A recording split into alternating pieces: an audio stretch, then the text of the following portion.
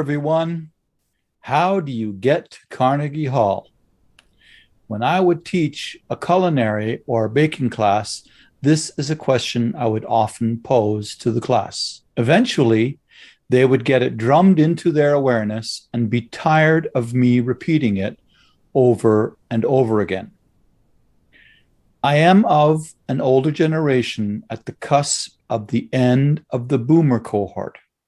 You see, to us and the generations preceding us, Carnegie Hall is a big deal. The industrialist Andrew Carnegie had built the hall in New York City to be a place for great music.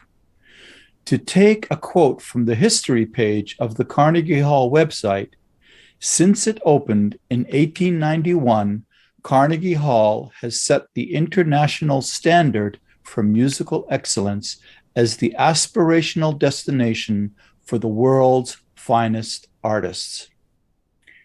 So you see, asking the question, how do you get to Carnegie Hall, is not about asking Siri, Waze, or Google Map for directions.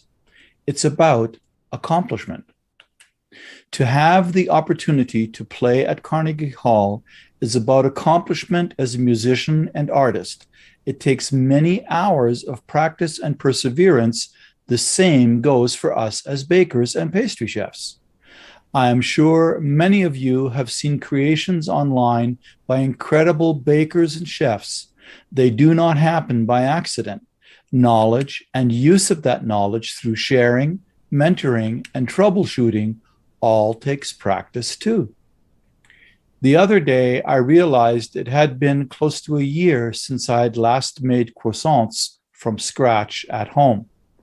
There was a time when I was sheeting out dough and then cutting and rolling 2,000 to 3,000 croissants a day by hand. That was also 1983. As I was rolling my dough by hand, cutting triangles and rolling croissants, I came to realize they were not going to Carnegie Hall. I need more practice. Oh, they were quite good and edible, and my neighbors all loved them, but I could see the inconsistencies and areas where there is room for improvement. It is also the great thing about Bakerpedia, Baking Industry Professional Group on Facebook.